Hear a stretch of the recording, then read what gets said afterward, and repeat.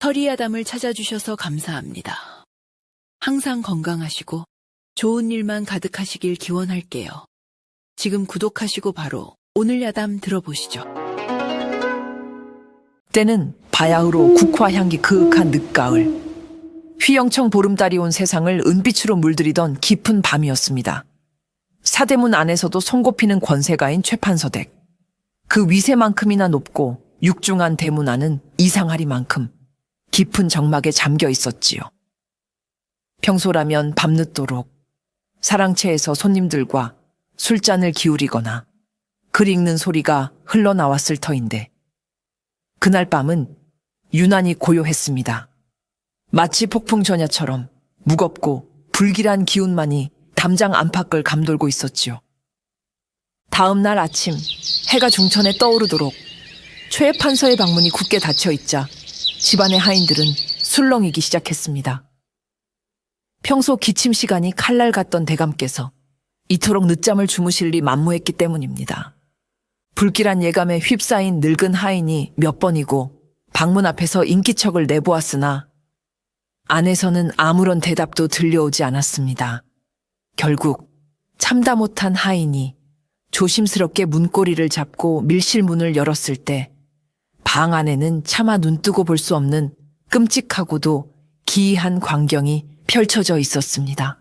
이른을 바라보는 노 대신 최 판서가 싸늘한 주검으로 방바닥에 쓰러져 있었던 것입니다. 그의 목에는 마치 붉은 뱀 한 마리가 또아리를 튼 듯 여인의 것으로 보이는 붉은 비단 치마끈이 매듭지어진 채 강하게 조여져 있었습니다.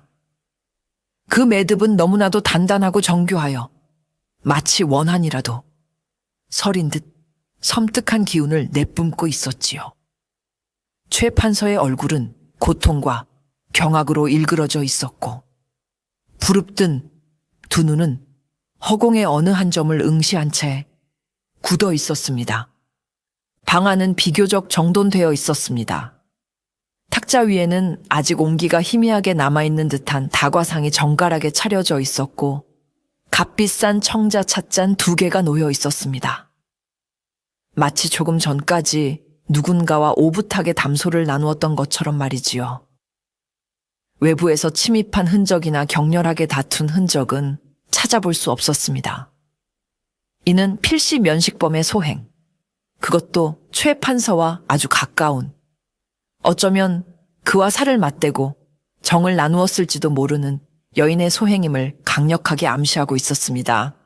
누가 감히 이 명망 높은 대감을, 그것도 그의 가장 은밀한 공간인 밀실에서 이토록 대담하고 잔인한 방법으로 살해했단 말인가. 붉은 비단 치마끈이라는 음탕하면서도 불길한 살해 도구는 사람들의 상상력을 자극하며 온갖 추측을 불러일으켰습니다. 혹여 질투에 눈이 먼 애첩의 소행일까? 아니면 원한을 품은 다른 여인의 복수일까? 흉흉한 소문은 삽시간에 담장을 넘어 한양 장안 전체로 퍼져나갔고 사람들은 저마다 끔찍한 사건의 범인에 대해 수군거리기 시작했습니다. 최 판서 댁에 높고 화려했던 담장은 이제 핏빛의 추악한 비밀을 감추는 음산한 장벽처럼 보일 뿐이었습니다. 최 판서의 의문스러운 죽음은 조정까지 발칵 뒤집어 놓았습니다.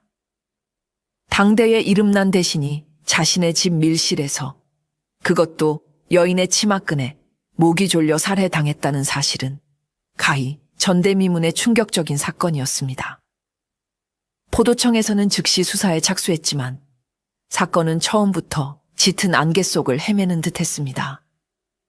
용의자는 최 판서 주변의 여인들로 좁혀졌지만 그들 모두 명확한 행적을 가지고 있거나 혹은 교묘하게 혐의를 부인하여 수사는 좀처럼 진척을 보이지 못했습니다. 시간만 속절없이 흘러가고 사건은 점점 더 깊은 미궁 속으로 빠져드는 듯 보였습니다. 바로 그때 최 판서의 오랜 벗이자 조정의 원로 대신이었던 이조 판서 김영감이 은밀히 움직이기 시작했습니다. 그는 최 판서의 죽음이 단순한 치정살인이 아닐 수도 있으며 그 뒤에는 더 큰 음모가 숨겨져 있을지도 모른다는 깊은 의심을 품고 있었습니다. 그는 이 복잡하게 얽힌 사건의 실타래를 풀어낼 비범한 인물을 찾아 나섰습니다. 그가 떠올린 인물은 바로 박진무라는 젊은이였습니다. 박진무는 30 초반의 몰락한 양반 가문의 후예였습니다. 한때 그는 금부도사로 활약하며 여러 미궁에 빠진 사건들을 해결한 전설적인 인물이었습니다. 그는 마치 귀신처럼 범인의 심리를 꿰뚫어 보고 아무도 발견하지 못하는 미세한 단서들을 찾아내어 사건의 진실을 밝혀내는 비상한 능력을 지니고 있었지요. 그의 날카로운 관찰력과 냉철한 판단력은 타의 추종을 불허했습니다. 하지만 그의 뛰어난 능력은 오히려 간신들의 시기와 모함을 불러왔고 결국 그는 억울한 누명을 쓰고 파직당한 뒤 모든 것을 체념하고 한적한 시골 마을에 은둔하며 세상을 등지고 살아가고 있었습니다.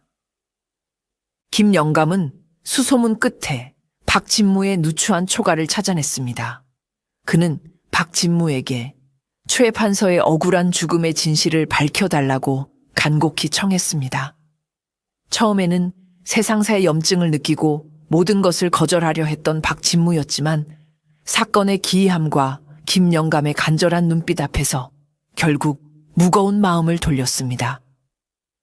그의 가슴속 깊은 곳에 잠자고 있던 정의감과 진실을 향한 열망이 다시 한번 꿈틀거리기 시작한 것입니다. 그는 잊고 지냈던 금부도사 시절의 날카로운 감각을 되살리며 붉은 매듭 뒤에 숨겨진 추악한 진실을 파헤치기 위해 다시 한번 한양으로 향하기로 결심했습니다. 그의 귀환은 미군계 빠진 사건에 새로운 한 줄기 빛을 던져줄 수 있을까요? 아니면 그 역시 이 위험한 사건의 소용돌이 속으로 휘말려 들게 될까요? 박진무가 한양에 도착하여 가장 먼저 찾아간 곳은 최 판서 대간채, 정실 부인 이 씨의 처소였습니다. 이 씨 부인은 나이 40대 후반으로 명문가의 여식답게 반듯하고 기품 있는 용모를 지녔으나 그 표정은 마치 잘 만들어진 얼음 가면처럼 차갑고 냉정했습니다. 남편의 갑작스럽고도 끔찍한 죽음 앞에서도 그녀는 눈물 한 방울 보이지 않고 오히려 집안의 장례 절차와 손님 맞이 등을 빈틈없이 챙기며 흐트러짐 없는 모습을 보였습니다. 판서 대감의 일은 참으로 애통하고 황망한 일이오. 허나 나는 그 시간에 내 방에서 지병인 두통이 도져 일찍부터 누워 있었으니 아무것도 아는 바가 없소이다. 밤새 나를 간호한 몸종 아이가 있으니 그 아이에게 물어보면 알 것이오. 이 씨 부인은 박진무의 예리한 시선에도 조금도 흔들림 없이 또렷하고 차분한 목소리로 대답했습니다.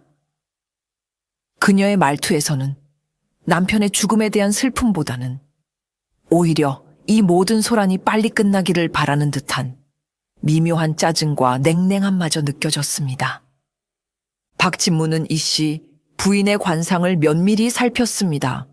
반듯하고 높은 이마와 날카로운 콧날은 그녀의 강한 자존심과 냉철한 판단력, 그리고 가문의 명예를 무엇보다 중시하는 성격을 여실히 보여주었습니다. 하지만 굳게 담은 얇은 입술과 차갑게 빛나는 눈동자에서는 남편에 대한 깊은 원망과 함께 오랫동안 억눌러온 분노의 기운이 선명하게 감지되었습니다. 특히 그녀의 눈썹 사이 인당 부근에는 아주 미세하지만 분명한 검은 기운이 안개처럼 서려 있었는데 이는 최근 큰 근심거리가 있었거나 혹은 무언가 좋지 않은 비밀스러운 계획을 꾸몄을 때 나타나는 흉상 중 하나였습니다. 부인께서는 평소 판서대감의 방탕한 여자 문제로 소가리가 유난히 심하셨다고 들었습니다. 특히 최근 들어 대감께서 총애하시던 젊은 애첩 월향이에 대한 증오심이 남달랐다고 하던데요. 혹시 그 일로 대감과 다투시거나 좋지 않은 감정이 있으셨던 것은 아니신지요? 박진무가 조심스럽게 핵심을 찌르자 이 씨 부인의 얼음 같던 표정에 순간 미세한 균열이 가는 듯 했습니다. 그녀의 눈빛이 찰나처럼 날카롭게 번뜩였으나 이내 다시 냉정을 되찾았습니다. 그 천하고 발칙한 것이 감히 안주인 행세를 하려 들고 대감마저 홀려 집안을 어지럽히니 어느 여편 내가 속이 편할 수 있겠소. 허나 그것과 대감의 죽음이 무슨 직접적인 상관이라도 있단 말이오? 나는 그저 내 도리를 다하며 조용히 살았을 뿐이오. 그녀는 쌀쌀맞게 대꾸하며 박진무의 시선을 피했지만 부채를 쥔 그녀의 손끝이 아주 미세하게 떨리고 있는 것을 박진무는 놓치지 않았습니다. 또한 그녀의 옷깃에서는 아주 희미하지만 분명한 매화 향기가 풍겨 나왔습니다. 그것은 그녀가 평소 즐겨 사용하는 향이었지만 어딘지 모르게 사건 현장이었던 밀실에서 맡았던 희미한 잔향과 놀랍도록 비슷한 느낌이 들었습니다. 이씨, 부인은 비록 명확한 행적을 가지고 있는 듯 보였지만 박진무의 의심은 그녀를 향해 더욱 깊고 짙어져만 갔습니다. 그녀의 차운 가면 뒤에는 분명 무언가 뜨겁고 위험한 비밀이 숨겨져 있을 것이라는 예감이 강하게 들었습니다. 이씨 부인의 처소를 나선 박진무가 다음으로 찾아간 곳은 최 판서가 생전에 가장 총애했다는 젊은 애첩 월향의 별채였습니다. 월향은 나이 20살 남짓으로 복사꽃처럼 화사하고 요염한 미모를 자랑하는 여인이었습니다. 그녀는 박진무를 보자마자 마치 기다렸다는 듯이 초의 판서의 죽음을 슬퍼하며 눈물을 뚝뚝 흘리기 시작했지만 그 눈물 속에는 어딘지 모르게 과장되고 계산된 듯한 연기의 기색이 역력했습니다. 대감마님, 어찌 이리 갑자기 이리 허망하게 가셨단 말입니까? 이제 저는 누구를 의지하고 살아가야 한단 말입니까? 월향은 아름다운 얼굴을 손수건으로 가린 채 어깨를 들썩이며 흐느꼈지만 그녀의 눈빛은 슬픔보다는 오히려 불안과 초조함, 그리고 무언가를 감추려는 듯한 다급함으로 흔들리고 있었습니다. 박진무는 그녀의 관상을 살폈습니다. 복숭아빛으로 물든 뺨과 앵두같이 붉은 입술, 교태롭게 빛나는 눈매는 그녀의 강한 도화살과 남자를 홀리는 매력을 보여주었지만 동시에 눈꼬리 부근에 나타난 음험한 기운과 입가의 미세한 경련은 그녀가 거짓을 말하고 있거나 무언가 비밀을 숨기고 있음을 암시하고 있었습니다. 그녀의 관상에는 또한 강한 질투심과 함께 자신의 욕망을 채우기 위해서라면 다소 위험한 수단과 방법도 가리지 않을 듯한 교활함과 도끼의 기운마저 엿보였습니다. 사건 당일 밤 아씨는 어디에서 무엇을 하고 계셨소? 박진무가 날카로운 눈빛으로 월향을 응시하며 물었습니다. 저는 그날 밤 몸이 몹시 좋지 않아 제 처소에서 저의 몸종인 향단이와 함께 있었습니다. 밤새도록 향단이가 제 곁을 지키며 간호해 주었으니 그것이 저의 분명한 행적입니다. 월향은 눈물을 그렁거리며 대답했지만 그녀의 목소리는 어딘지 모르게 떨리고 있었고 시선은 불안하게 박진무를 피하고 있었습니다. 박진무는 월향의 방안을 천천히 둘러보았습니다. 방안은 온통 값비싼 비단과 화려한 장신구들로 가득했고 공기 중에는 머리가 아플 정도로 진하고 자극적인 사양 냄새가 코를 찔렀습니다. 그것은 월향이 평소 즐겨 사용하는 향이었지만 최 판서의 밀실에서 맡았던 은은한 매화향이나 맑은 난초향과는 분명히 다른 종류의 훨씬 더 인위적이고 강렬한 향이었습니다. 월향 역시 의심스러운 점이 한두 가지가 아니었지만 그녀에게도 뚜렷한 범행의 증거나 동기를 찾기는 어려워 보였습니다. 다만 그녀가 무언가를 필사적으로 숨기고 있거나 혹은 누군가를 극도로 두려워하고 있다는 강한 느낌을 지울 수가 없었습니다. 그녀의 요염한 미소 뒤에는 어떤 검은 속내가 숨겨져 있는 것일까요?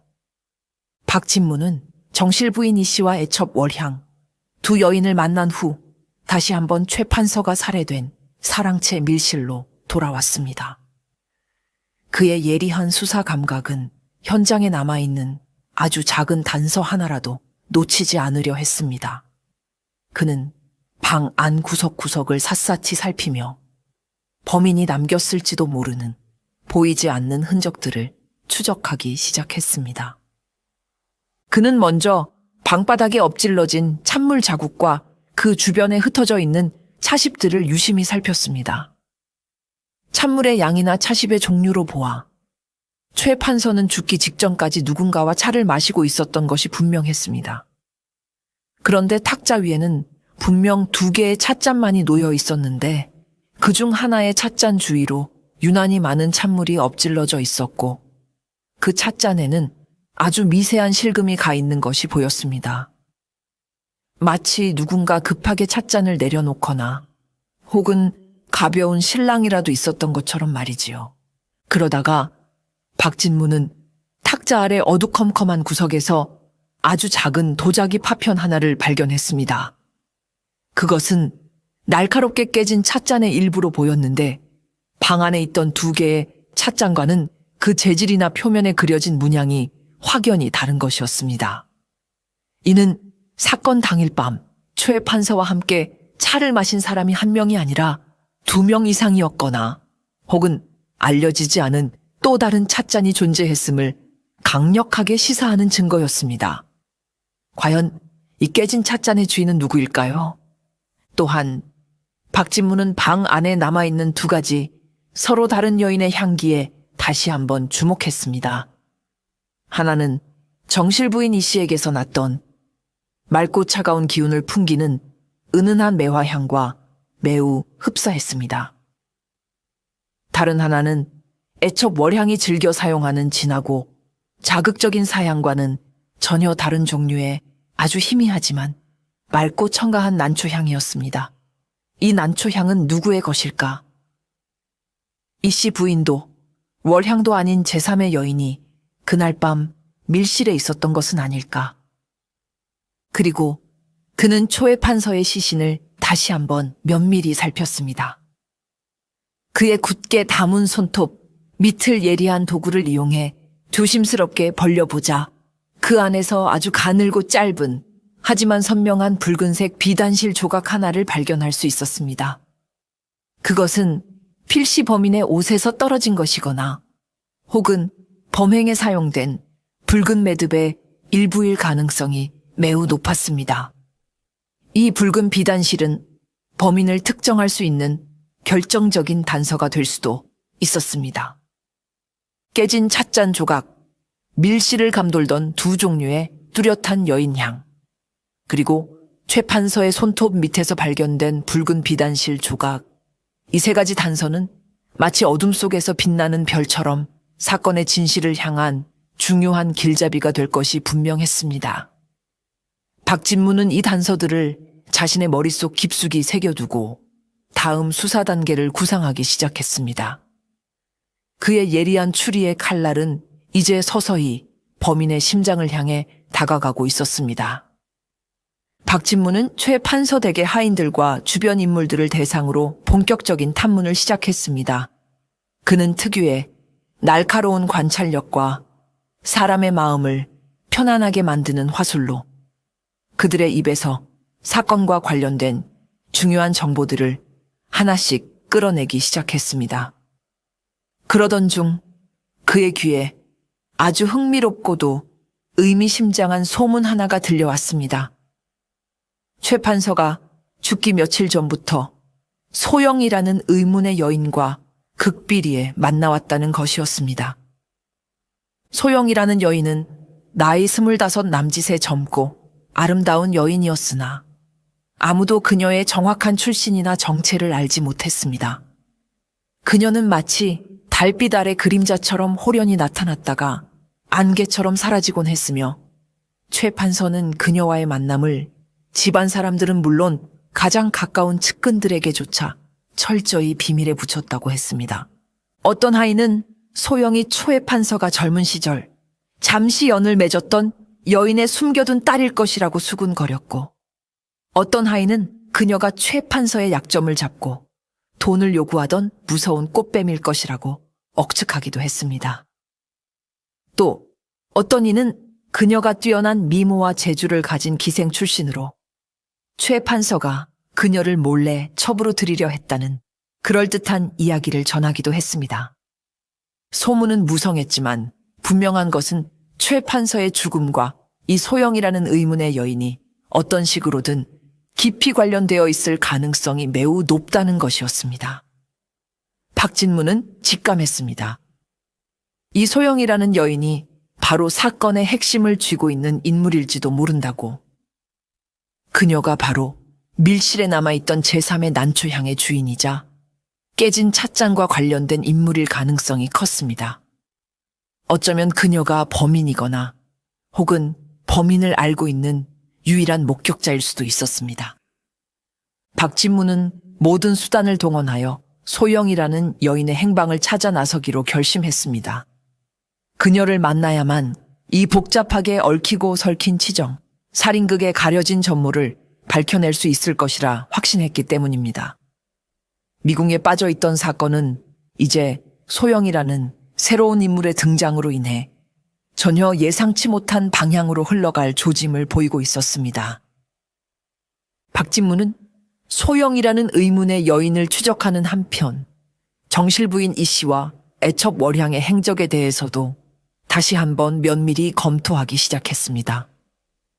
처음에는 명확해 보였던 그들의 행적에도 조금씩 의심스러운 균열이 보이기 시작했습니다. 그들의 말 속에는 교묘하게 숨겨진 거짓과 시간의 불일치가 존재했습니다. 정실부인 이 씨는 사건 당일 밤 지병인 두통이 몹시 심하여 일찍부터 자신의 처소에 누워 안정을 취하고 있었다고 주장했습니다. 그녀를 밤새 간호했다는 나이든 몸종 역시 처음에는 마님의 말씀이 틀림없다고 힘주어 증언했지요. 하지만 박진무가 그 몸종을 따로 불러내어 날카로운 질문으로 집요하게 캐묻자 그녀의 말이 조금씩 엇갈리기 시작했습니다. 처음에는 마님께서 밤새도록 끙끙 앓으시며 잠 한숨 제대로 못 주무셨다고 했다가 나중에는 잠깐 약기운에 깊은 잠이 드셨던 것 같다고 말을 바꾸기도 하고 심지어 자신이 깜빡 졸아 마님의 상태를 정확히 알지 못한다고 실토하기까지 했습니다. 이 씨 부인의 행적은 생각보다 허술했고 그녀에게는 얼마든지 밀실을 드나들 시간이 있었을 가능성이 제기되었습니다. 애첩 월향의 행적 역시 마찬가지였습니다. 그녀는 사건 당일 밤 자신의 처소에서 몸종 향단이와 함께 밤새도록 바느질을 하며 밀린 이야기를 나누었다고 주장했습니다. 향단이 역시 처음에는 월향의 말에 맞장구를 치며 모든 것이 사실이라고 증언했지만 박진무의 집요한 질문과 그의 사람 속을 꿰뚫어 보는 듯한 날카로운 눈빛 앞에서 점차 불안한 기색을 감추지 못했습니다. 그녀는 월향아 씨가 잠시 바람을 쐬러 마당에 나갔다 온 것 같기도 하고 혹은 너무 피곤하여 잠시 깊은 잠이 들었던 것 같기도 하다며 횡설수설하기 시작했습니다. 특히 박진무가 월향아 씨가 혹시 붉은색 비단 치마를 가지고 있소. 그리고 그 치마끈이 유난히 길고 부드럽지는 않았소. 라고 구체적으로 물었을 때 향단이의 얼굴이 삽시간에 하얗게 질리며 말을 심하게 더듬는 것을 그는 놓치지 않았습니다. 두 여인의 행적은 모두 충직한 몸종의 증언에 의존하고 있었지만 그 증언들은 신뢰하기 어려울 만큼 흔들리고 있었습니다. 그들은 분명 무언가를 숨기고 있거나 혹은 누군가를 보호하기 위해 의도적으로 거짓말을 하고 있는 것이 분명했습니다. 박진무는 이제 그들의 거짓된 행적 뒤에 숨겨진 검은 진실을 파헤쳐야 했습니다. 그리고 그 진실의 열쇠는 어쩌면 소영이라는 의문의 여인과 깊이 연결되어 있을지도 몰랐습니다. 그의 추리는 점점 더 세 여인의 중심으로 모아지고 있었습니다. 박진무는 며칠 밤낮을 잠도 제대로 자지 않고 소영이라는 여인의 행방을 끈질기게 추적했습니다. 그는 최 판서 댁 주변의 하인들부터 저작거리의 정복꾼들, 심지어 한양 근교의 사찰과 암자까지 샅샅이 뒤졌지만 그녀의 종적은 묘연하기만 했습니다. 마치 처음부터 존재하지 않았던 사람처럼 그녀에 대한 정보는 극히 제한적이었고 그녀를 보았다는 사람들의 말도 제각각 엇갈렸습니다. 그러던 어느 날 박진무는 우연히 최 판서의 서재에서 그가 생전에 즐겨 읽던 낡은 시집 한 권을 발견했습니다. 무심코 책장을 넘기던 그의 손에 책갈피 사이에 고이 끼워져 있던 작은 앞화 하나가 걸렸습니다. 그것은 아주 희귀하고 청초한 아름다움을 지닌 백색 난초꽃이었습니다. 그리고 그 앞화 뒤편에는 아주 작고 흐릿한 글씨로 월영암이라는 두 글자가 적혀 있었습니다. 월영암. 그것은 한양에서 꽤 멀리 떨어진 깊은 산속에 자리한 작은 비구니 암자였습니다. 박진무는 강한 직감에 휩싸였습니다. 소영이라는 여인이 바로 그 월영감과 어떤 식으로든 관련이 있을 것이라고. 그는 더 이상 지체할 시간이 없다고 판단하고 즉시 말을 달려 월영감으로 향했습니다. 며칠 밤낮을 쉬지 않고 달려 도착한 월영감은 예상대로 인적이 드문 깊은 산속, 달빛만이 고즈넉이 비추는 외딴 곳에 자리 잡고 있었습니다. 암자의 나이 지긋한 주지 스님에게 소영이라는 여인에 대해 조심스럽게 묻자 스님은 잠시 깊은 생각에 잠기는 듯하더니 이내 말없이 박진무를 암자 뒤편으로 안내했습니다. 그곳에는 속세와 단절된 듯한 작은 초가 한 채가 외따로 서 있었습니다. 스님은 초가집 문 앞에서 조용히 합장하고는 돌아섰습니다. 박진무는 떨리는 마음으로 초가집 문을 열고 안으로 들어섰습니다. 방 안에는 예상대로 젊고 아름다운 여인 하나가 홀로 창가에 앉아 바느질을 하고 있었습니다. 그녀가 바로 소영이었습니다. 창백하리만큼 하얀 얼굴, 깊고 슬픈 눈빛, 그리고 어딘지 모르게 세상을 초월한 듯한 위태롭고도 신비로운 분위기. 그녀는 박진무를 보자 조금도 놀라는 기색 없이 오히려 모든 것을 예감하고 기다렸다는 듯 담담한 표정으로 그를 맞이했습니다. 최 판서 대감의 일로 한양에서 오셨겠지요. 소영의 목소리는 밤의 이슬처럼 낮고 차분했습니다. 아씨가 바로 소영이시오. 박진무가 확인하듯 물었습니다. 그렇습니다. 제가 바로 최 판서 대감이 마지막으로 만났던 여인 소영입니다. 그녀는 모든 것을 체념한 듯 혹은 모든 것을 알고 있다는 듯 조용히 대답했습니다. 박진무는 마침내 이 복잡한 사건의 가장 핵심적인 인물과 마주 섰음을, 그리고 이제 곧 모든 비밀이 풀릴 것이라는 강한 예감을 느꼈습니다. 박진무는 소영과 마주 앉아 차분하지만 예리한 질문들을 던지기 시작했습니다. 소영은 더 이상 숨길 것이 없다는 듯 자신의 길고도 슬픈 과거 이야기를 담담하게 풀어놓았습니다. 그녀의 이야기는 박진무가 예상했던 것보다 훨씬 더 충격적이고 비극적이었습니다. 소영은 본래 몰락한 양반가의 여식이 아니었습니다. 오히려 그녀의 아버지는 한때 조정에서 총망받는 젊은 관리였으며 최 판서와는 막역한 친구 사이였다고 했습니다.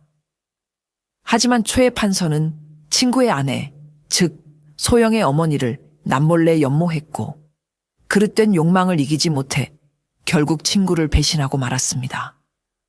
그는 교묘한 계략을 꾸며 소영의 아버지에게 영모죄라는 억울한 누명을 씌웠고 결국 소영의 아버지는 비참한 죽음을 맞이하고 가문은 풍비박산이 나고 말았습니다. 그 후 최 판서는 죄책감과 연민이라는 이름으로 소영의 어머니를 은밀히 돌보았지만 그것은 사실상 감금과 다름없는 생활이었다고 했습니다. 소영의 어머니는 남편을 잃은 슬픔과 배신감, 그리고 최 판서의 집요한 요구에 시달리다 결국 화병으로 세상을 떠나고 말았습니다. 어린 소영은 하루아침에 천의 고아가 되어 먼 친척 집에 맡겨져 온갖 구박과 서름 속에서 성장해야 했습니다. 수년간 숨어 지내며 아버지와 어머니의 원한을 가슴에 새기던 소영은 마침내 최 판서에게 복수하기 위해 의도적으로 그에게 접근했던 것입니다. 그녀는 자신의 신분을 철저히 숨기고 우연을 가장하여 최 판서의 눈에 띄었고 그의 은밀한 부름을 받아 몇 번인가 그를 만나왔다고 했습니다. 그녀의 궁극적인 목적은 최 판서의 신임을 얻은 뒤 그가 과거에 저질렀던 모든 추악한 비리를 조정에 낱낱이 고발하여 아버지의 누명을 벗고 가문의 명예를 되찾는 것이었습니다. 사건 당일 밤에도 저는 최 판서를 만났습니다. 소영은 담담하지만 떨리는 목소리로 말했습니다. 그에게서 과거의 죄를 자백하게 만들 결정적인 증거를 얻어내려 했습니다. 하지만 그는 너무나 교활하고 의심이 많은 자였습니다. 제가 눈치챘다는 것을 알아채고는 오히려 저를 위협하려 들었습니다. 그래서 그를 죽인 것이요? 박진무가 날카로운 눈빛으로 그녀를 응시하며 물었습니다. 소영은 고개를 세차게 저었습니다. 아닙니다. 저는 차마 제 손으로 사람을, 그것도 제 혈육일지도 모르는 사람을 죽일 수는 없었습니다. 비록 그가 저의 철천지원수라 할지라도 저는 그와 심하게 다툰 후 그가 잠시 다른 방으로 간 사이에 황급히 그곳을 빠져나왔습니다. 제가 떠난 후에 무슨 일이 있었는지는 정말 알지 못합니다. 그녀의 말에는 깊은 슬픔과 함께 복수를 완성하지 못한 데 대한 처절한 한과 무력감이 서려 있는 듯 했습니다. 그녀의 가녀린 손목에는 낡았지만 기품 있어 보이는 은비녀 하나가 꽂혀 있었습니다. 박진무는 그 비녀에서 시선을 떼지 못했습니다.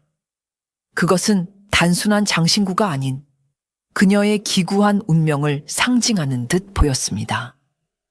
소영의 충격적인 이야기를 통해 박진무는 최 판서를 둘러싼 세 여인의 관계가 자신이 처음 예상했던 것보다 훨씬 더 복잡하고 위험하게 얽혀 있음을 깨달았습니다. 그들의 관계는 단순한 치적 문제를 넘어 뿌리 깊은 원한과 질투, 그리고 각자의 뒤틀린 욕망이 뒤섞여 폭발 직전의 화약고와도 같았습니다. 정실 부인 이 씨. 그녀는 명문가의 자존심과 가문의 명예를 무엇보다 중시하는 여인이었지만 남편의 끊임없는 외도와 애첩 월향의 아나무인 격인 태도에 대한 깊은 증오심을 품고 있었습니다. 그녀에게 최 판서의 죽음은 어쩌면 오랫동안 억눌려왔던 분노의 표출이자 가문의 수치를 덮고 자신의 권력을 공고히 할 수 있는 절호의 기회였을지도 모릅니다. 그녀는 남편을 죽일 충분하고도 남을 동기를 가지고 있었으며 그녀의 냉철하고 계산적인 성격이라면 치밀한 계획을 세우고도 남을 인물이었습니다. 애첩 월향. 그녀는 최 판서의 총애를 등에 업고 온갖 사치를 부렸지만 그 이면에는 정실 부인의 서슬, 펄언 위협과 언제 총애를 잃고 버려질지 모른다는 극도의 불안감이 자리 잡고 있었습니다. 그녀는 정실 부인을 밀어내고 최 판서 댁의 실질적인 안주인이 되려는 뜨거운 야심에 불타고 있었지요. 그녀에게 최 판서의 죽음은 위기이자 동시에 기회가 될 수도 있었습니다. 만약 그가 자신에게 막대한 유산을 남겼거나 혹은 그녀가 정실 부인을 제거할 수 있는 명분을 얻게 된다면 말입니다. 그녀 역시 최 판서를 죽이거나 혹은 누군가의 죽음에 연루될 가능성을 배제할 수 없었습니다. 그리고 의문의 여인 소영. 그녀는 아버지의 원수인 최 판서에게 복수하기 위해 의도적으로 접근했습니다. 그녀의 마음속에는 최 판서에 대한 불타는 증오심과 함께 그를 파멸시키고 가문의 명예를 되찾겠다는 강한 집념이 자리 잡고 있었습니다.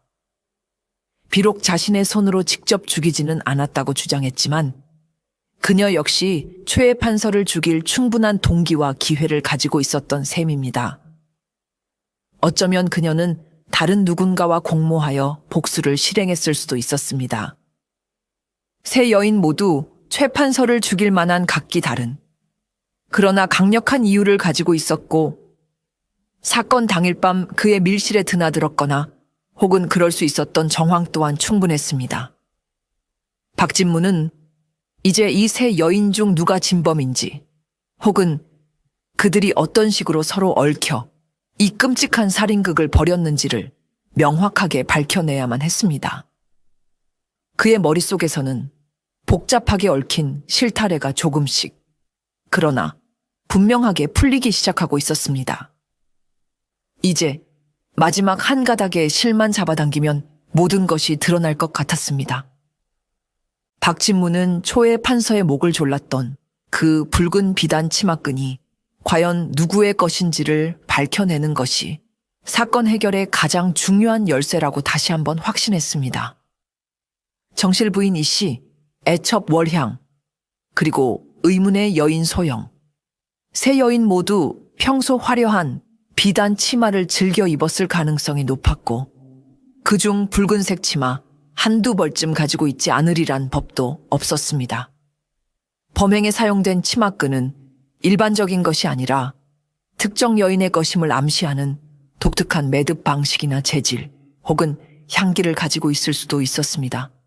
그는 먼저 관아의 협조를 얻어 세 여인의 처소를 다시 한번, 이번에는 훨씬 더 면밀하고 은밀하게 수색하기 시작했습니다.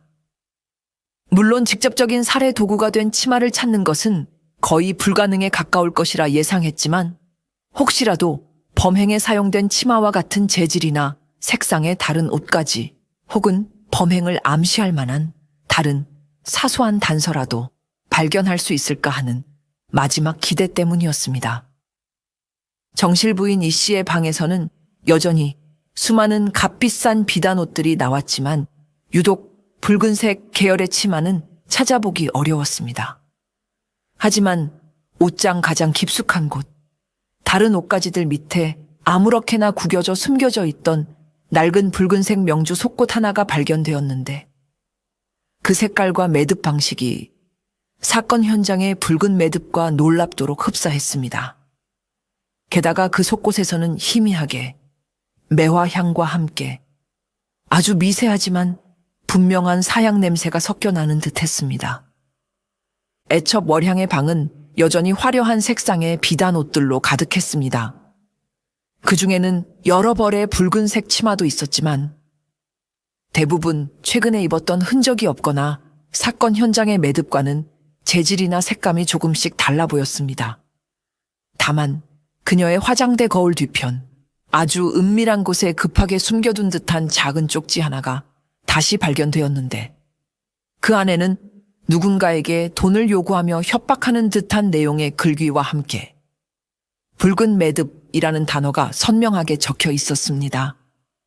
소영의 초라한 거처에서는 별다른 것을 찾기가 어려웠습니다. 그녀의 단 하나뿐인 작은 옷柜안에는 여전히 곱게 접힌 낡은 붉은색 비단 치마 한 벌만이 들어있었지요.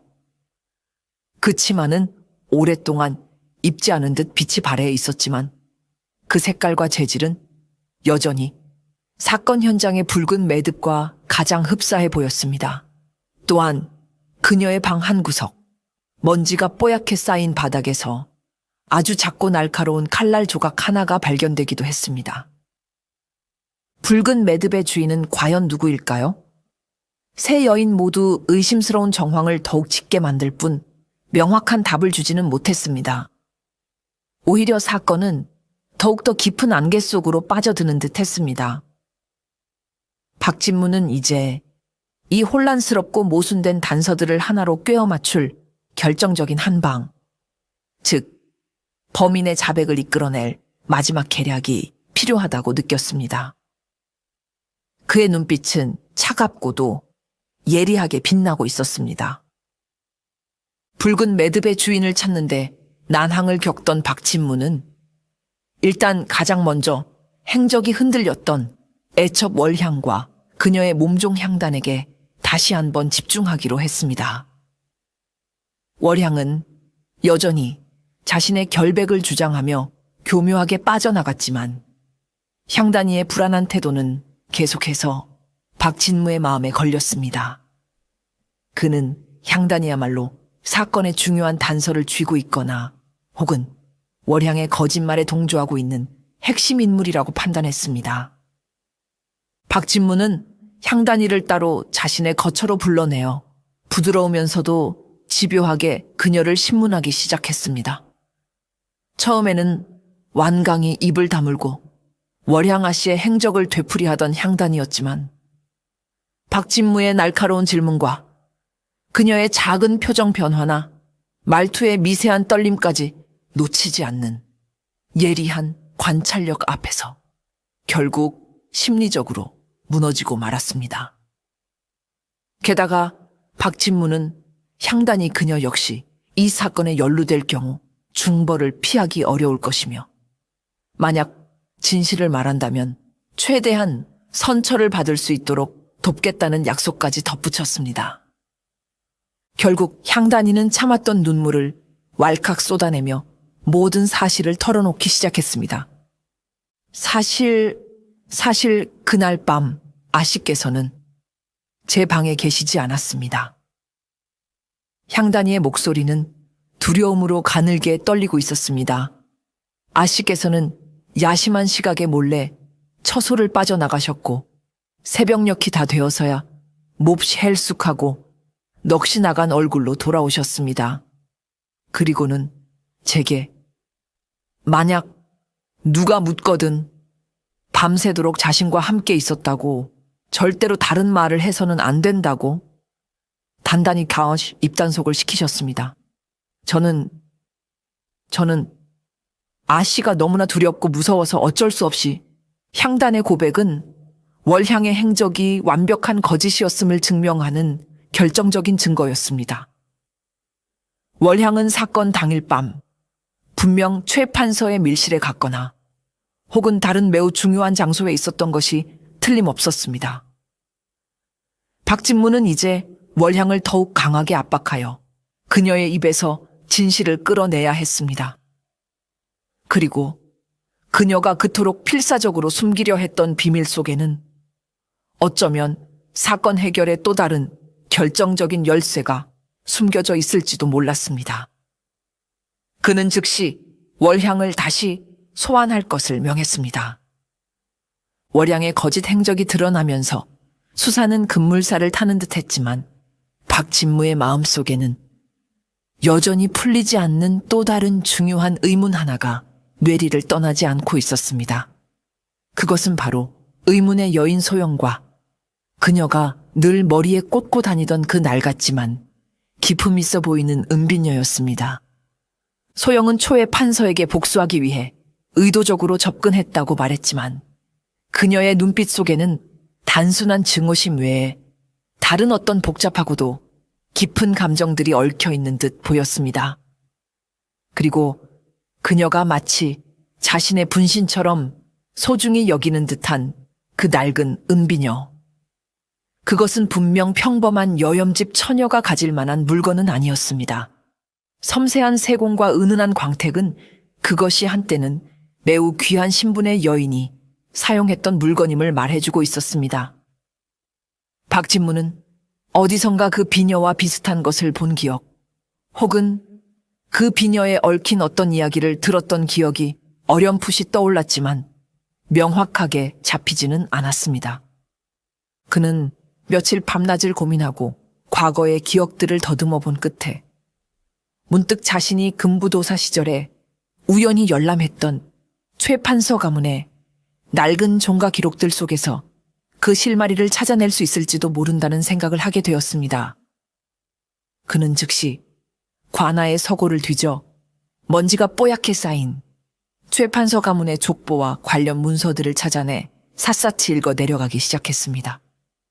그리고 마침내 아주 오래되고 누렇게 바랜 혼인 기록 하나에서 그는 결정적인 단서를 찾아냈습니다. 최 판서는 젊은 시절 현재의 정실부인 이 씨와 혼인하기 전에 아주 잠깐 다른 명문가의 여인과 정혼한 적이 있었는데 불행히도 그 여인의 가문이 갑작스럽게 영모에 휘말려 풍비박산이 나면서 혼담이 깨지고 말았다는 기록이었습니다. 그리고 그 기록의 한 구석, 아주 작고 희미한 글씨로 최 판서가 그 안타까운 정원녀에게 정표로 주었던 세 송이 난초가 섬세하게 새겨진 은비녀에 대한 짧은 언급이 남아 있었습니다. 박진무는 온몸에 소름이 돋는 것을 느꼈습니다. 소영이 늘 머리에 꽂고 다니던 비녀가 바로 그 전설 속의 정표였던 것입니다. 그렇다면 소영은 단순한 복수자가 아니라 최 판서에 잊혀진 첫 번째 정원녀의 딸, 즉 그의 숨겨진 핏줄일 가능성이 매우 높았습니다. 이것은 사건의 양상을 완전히 뒤바꿀 수 있는 엄청난 비밀이었습니다. 소영과 최 판서 사이에는 단순한 원한 관계 이상의 더욱 깊고 질긴 숙명적인 인연의 끈이 숨겨져 있었던 것입니다. 이 사실은 그녀의 복수 동기를 더욱 복잡하게 만들었고 사건의 진실을 더욱 미궁 속으로 빠뜨리는 듯했습니다. 소영의 출생 비밀에 대한 가설을 세운 박진무는 이제 마지막으로 정실 부인 이 씨의 주변을 다시 한번 샅샅이 조사하며 그녀의 숨겨진 발톱을 찾아내려 했습니다. 그녀의 냉정함과 치밀함, 그리고 사건 당일의 석연치 않은 행적은 분명 더 큰 음모가 숨겨져 있음을 암시하고 있었습니다.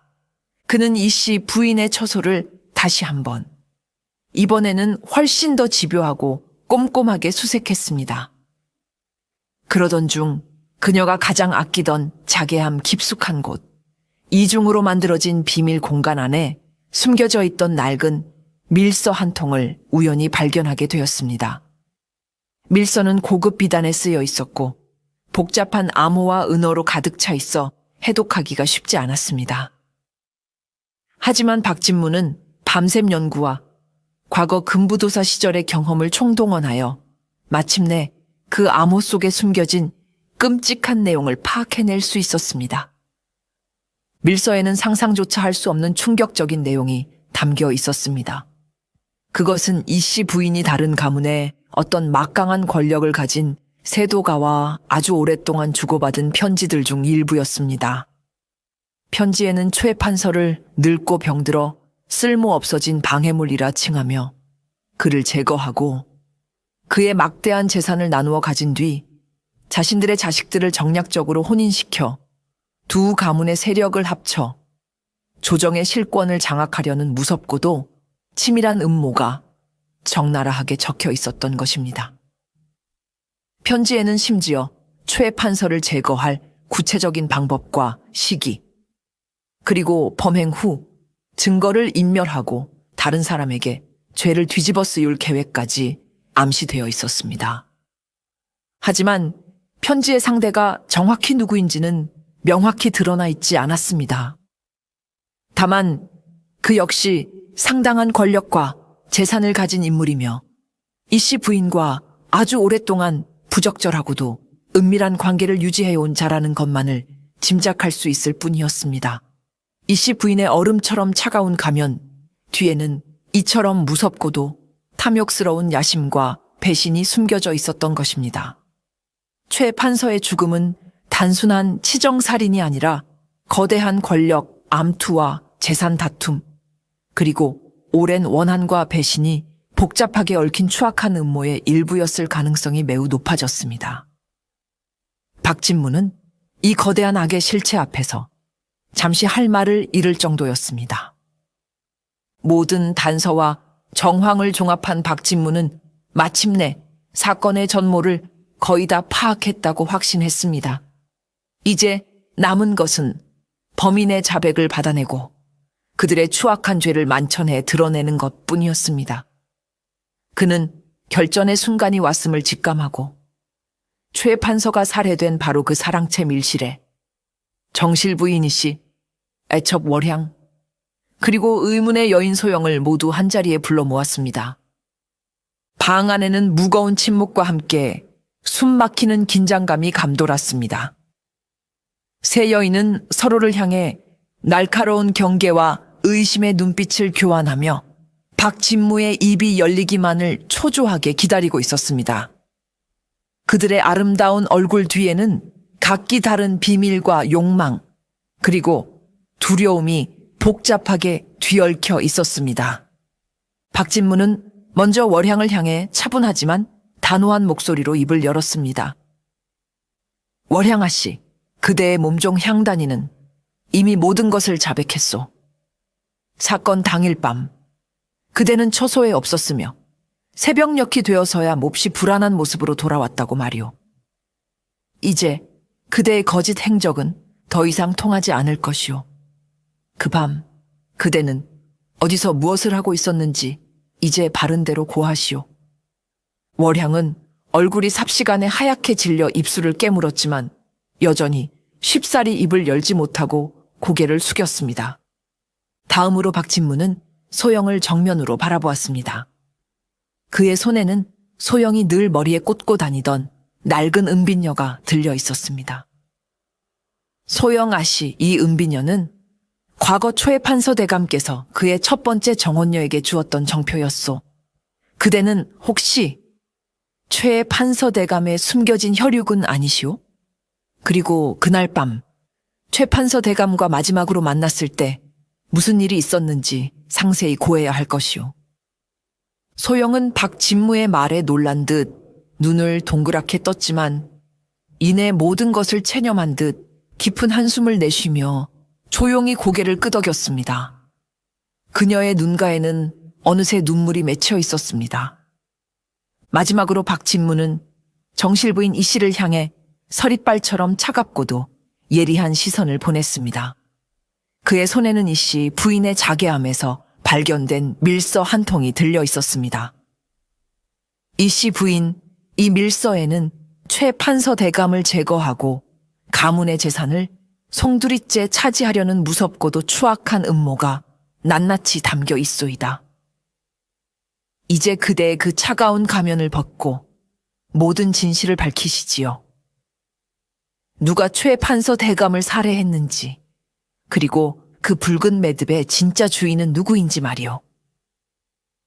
이 씨 부인은 여전히 냉정을 잃지 않으려 애썼지만 그녀의 눈빛은 이전과는 달리 세차게 흔들리고 있었습니다. 박진무는 각자의 비밀과 거짓을 하나씩 폭로하며 그들을 거세게 압박하기 시작했습니다.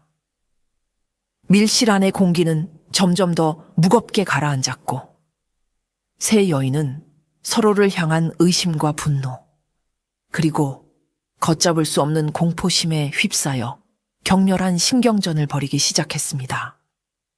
진실의 문이 마침내 열리기 직전에 폭풍 전야와도 같은 숨막히는 순간이었습니다.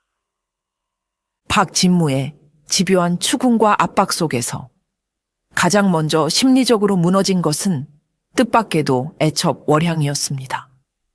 그녀는 더 이상 버틸 수 없다는 듯 바닥에 풀썩 주저앉아 오열하며 모든 것을 털어놓기 시작했습니다. 제가 죽였습니다. 제가 대감마님의 목에 그 붉은 치마끈을 월향은 자신이 초의 판서의 목을 졸라 살해했다고 흐느끼며 자백했습니다. 그녀는 평소 정실부인 이 씨의 끊임없는 구박과 멸시, 그리고 최의 판서의 변덕스럽고 이기적인 총애에 신물이 나 있었고 사건 당일 밤 사소한 말다툼 끝에 격분하여 우발적으로 그를 살해하게 되었다고 주장했습니다. 그녀는 자신의 죄를 뉘우친다며 눈물로 용서를 구했습니다. 하지만 박진무는 그녀의 갑작스러운 자백이 어딘가 석연치 않음을 느꼈습니다. 그녀의 관상에는 물론 살인사건에 연루된 자에게서 나타나는 불안과 공포의 기운이 서려 있었지만 직접 살인을 저지른 자에게서 나타나는 흉포하고 잔인한 살기의 흉상은 찾아보기 어려웠습니다. 오히려 그녀의 눈빛 깊은 곳에는 극도의 공포와 함께 누군가를 필사적으로 보호하려는 듯한 절박한 기색이 더 강하게 나타났기 때문입니다.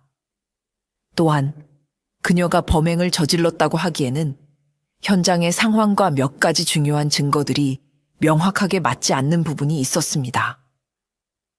예를 들어 그녀의 힘으로는 최 판서와 같은 건장한 노인을 제압하고 목을 조르기가 쉽지 않았을 것이며 현장에 남아있던 두 종류의 여인향 또한 설명되지 않았습니다. 월향은 분명 무언가를 숨기고 있거나 혹은 누군가를 대신하여 의도적으로 거짓 자백을 하고 있는 것이 분명했습니다. 박진무의 예리한 눈은 그녀의 불안하고 흔들리는 눈빛 뒤에 숨겨진 또 다른 진실, 그리고 그녀를 조종하는 보이지 않는 손의 존재를 감지하고 있었습니다. 그는 월향의 자백을 일단 받아들이는 척하면서 진짜 범인을 밝혀내기 위한 다음 단계를 조용히 준비하기 시작했습니다. 월향의 충격적인 자백에도 불구하고 사건의 의문점이 완전히 해소되지 않자 박진무는 다시 의문의 여인 소영에게로 시선을 돌렸습니다. 그는 그녀가 늘 머리에 꽂고 다니던 낡은 은비녀를 가리키며 최 판서와의 진짜 관계, 그리고 사건 당일 밤의 행적에 대해 다시 한번 강하고 집요하게 추궁했습니다. 결국 소영은 더 이상 버티지 못하고 참았던 눈물을 왈칵 터뜨리며 모든 것을 고백했습니다. 그녀는 정말 최 판서의 숨겨진 딸이었습니다. 그녀의 어머니는 젊은 시절 최 판서와 깊은 정을 나누었으나 혼인하지 못하고 억울하게 버림받은 후 평생을 그림자처럼 살다가 병을 얻어 세상을 떠났던 것입니다. 소영은 어머니의 유품인 그 낡은 은비녀를 간직하며 평생 아버지를 향한 원망과 그리움, 그리고 복수심을 가슴에 품고 살아왔습니다. 그녀가 초의 판서에게 의도적으로 접근했던 것은 단순한 복수심 때문만이 아니었습니다. 그녀는 아버지에게 자신의 존재를 알리고 돌아가신 어머니의 억울함과 한을 풀어주고 싶었던 간절한 마음이 더 컸다고 했습니다. 사건 당일 밤 그녀는 마침내 최 판서에게 자신의 출생 비밀을 밝히고 용서를 구하려 했지만 냉혹한 최 판서는 오히려 그녀를 어미를 닮아 요망한 것이라며 모욕하고 냉정하게 내쫓으려 했습니다. 그 과정에서 두 사람 사이에 격렬한 말다툼이 있었고 소영은 절망과 분노 그리고 깊은 슬픔 속에서 그 자리를 뛰쳐나왔다고 눈물로 호소했습니다.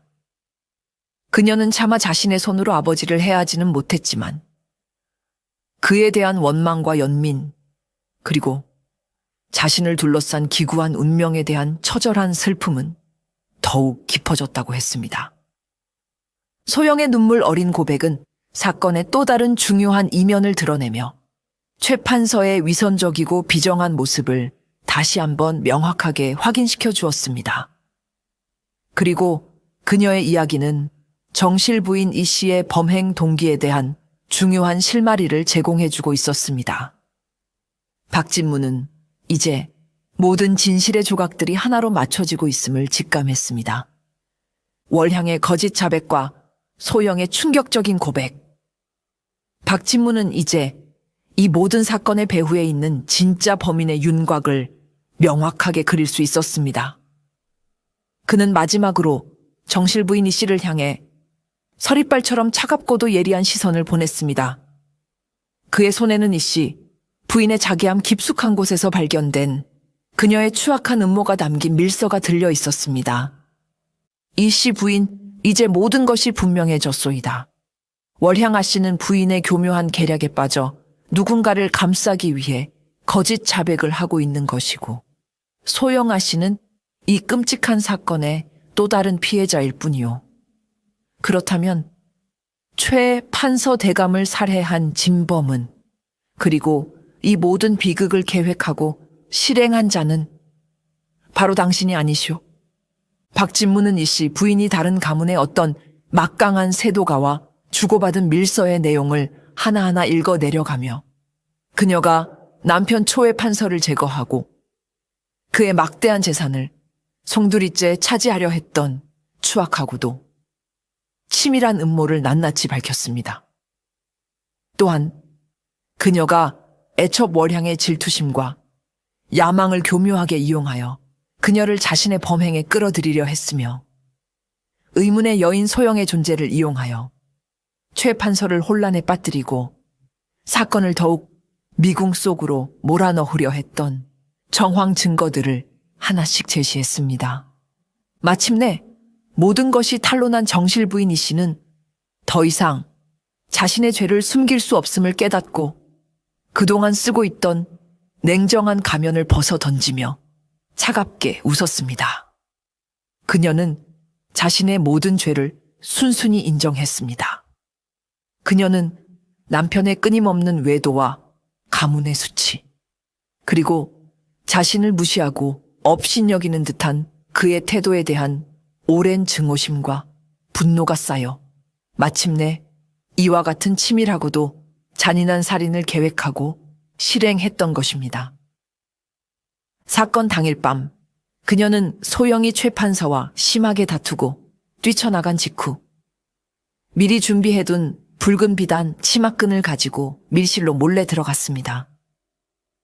그리고는 혼란과 분노 속에서 잠시 정신을 잃고 쓰러져 있던 최 판서의 목을 그 붉은 치마끈으로 강하게 졸라 살해했던 것입니다.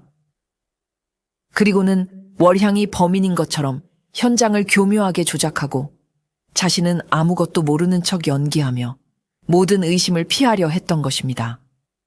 그녀의 옷에서 났던 희미한 매화향은 범행을 숨기기 위해 일부러 다른 옷에 은밀히 옮겨 묻힌 것이었고, 밀선은 그녀의 공범이자 불륜 상대였던 다른 세도가와의 약속과 범행 후의 이익 분배, 그리고 모든 것을 덮기 위한 치밀한 계획을 담고 있었습니다.